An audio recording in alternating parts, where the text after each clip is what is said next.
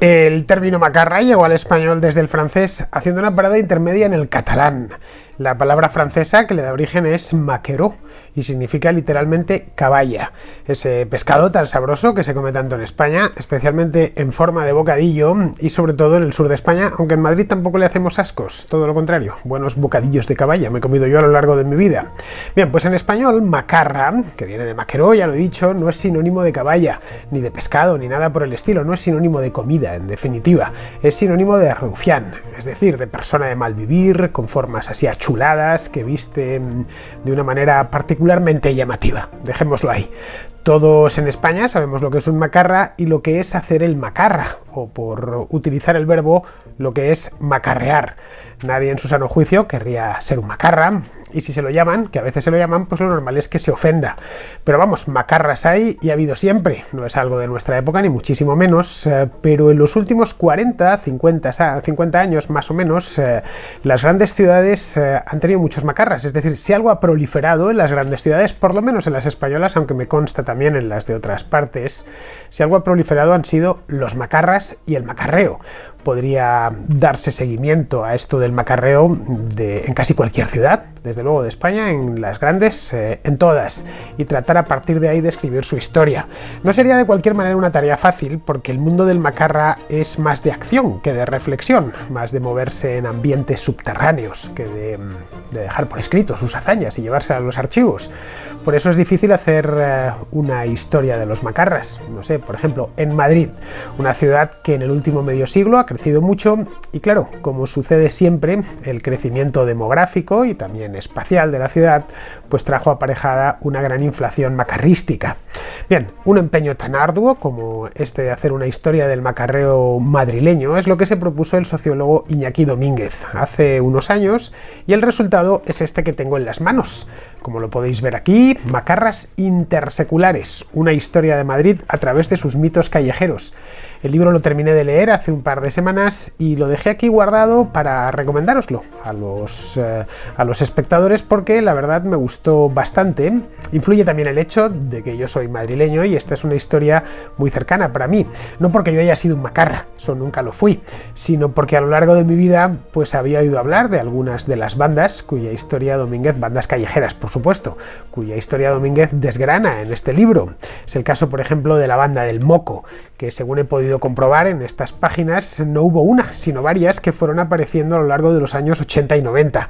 La original era, tal y como yo ya sabía, o por lo menos me habían contado, estaba formada por unos niños de buena familia, bueno, niños, eran jovencitos más bien, pero en Madrid solemos, al joven de buena familia, le solemos llamar niño de papá.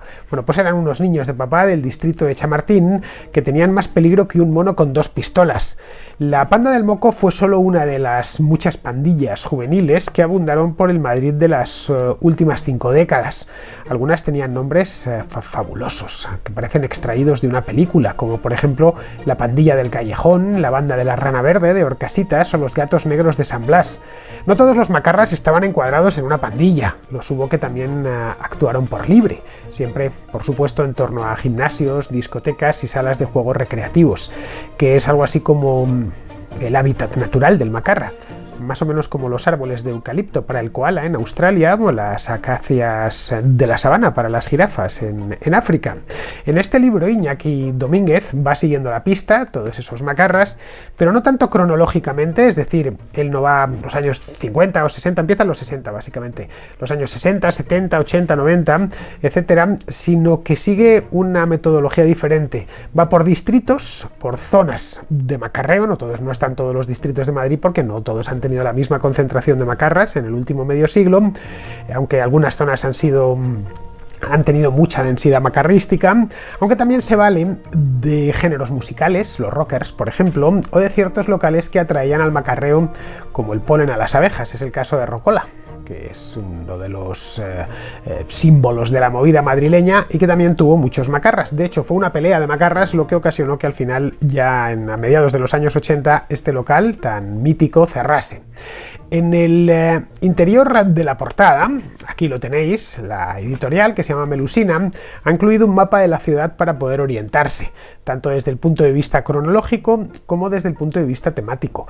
Así podemos constatar la gran concentración de macarras que hubo en las zonas que se llenaron de gente, la periferia, vamos, con la gran inmigración de los años 60, de gente llegada de otras partes, de todas partes de España realmente, o el lado macarrá de la movida madrileña.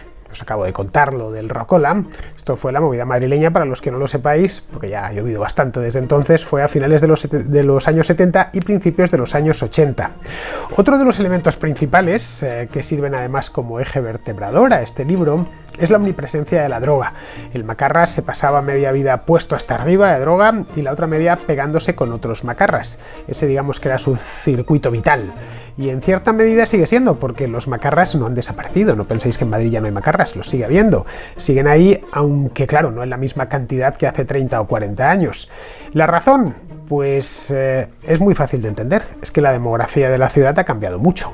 Hoy en Madrid hay mucha menos gente joven, muchísimo menos gente joven que en los años 70 o en los años 80. Tampoco hay muchos niños, esa es la verdad.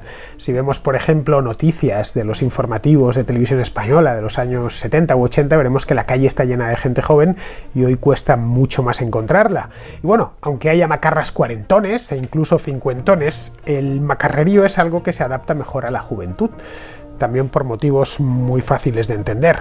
Bueno, entre otras cosas porque la droga y las peleas bajan considerablemente la esperanza de vida. Quien se ha dedicado a eso de joven, entre los 20 y los 25, pues las posibilidades que tiene de superar los 50 son bastante remotas, sobre todo si se ha pegado mucho o se ha drogado mucho. Os preguntaréis cómo se las ha apañado Iñaki Domínguez para escribir un libro tan gordo, es decir, esta historia de los macarras. Sus hazañas, a fin de cuentas, no están en los archivos. A lo sumo en la prensa del día. Se pueden encontrar noticias sueltas en El País, en el Diario 16, en El Mundo, en los periódicos de los años 70, pero claro, no dejan de ser teletipos que no cuentan la intrahistoria de todo aquello. Teletipos que tomados así de uno en uno no te cuentan nada, no hay una historia, no hay una narración. Pues bien, Domínguez lo ha hecho del único modo posible, bajando a la arena, tratando a los macarras, algunos ya retirados y otros todavía en ejercicio, haciéndoles preguntas y escuchando detenidamente sus historias. Luego ha tejido esas historias y ha dado una visión de conjunto. Algunas de estas historias son muy entretenidas, por cierto. No sé a qué esperan para hacer una serie, bueno, como mínimo una película, no ya del libro, que no deja de ser un ensayo sociológico, pero sí se pueden extraer personajes reales todos, e historias muy interesantes. Algunos de estos, de los personajes que desfilan por las páginas de este libro, son casi cinematográficos. Vamos, que muy poco habría que dejarle a la ficción, porque los macarras siempre han tenido mucha más imaginación que los guionistas de cine.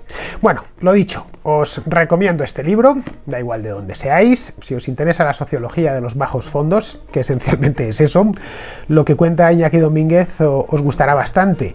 Si además de la circunstancia de que sois madrileños, o vivís en Madrid, o no vivís en Madrid, ni sois madrileños pero conocéis la ciudad, pues os gustará aún más porque conoceréis de cerca el escenario del macarreo. Esto tiene, el mapita este que os mostraba antes, tiene hasta un mapa que se puede ir siguiendo, se puede hacer un tour turístico por los lugares santos del macarreo madrileño. Es un libro relativamente grueso, tiene 457 páginas y eso sí, tendréis que leerlo en papel porque no hay versión para Kindle.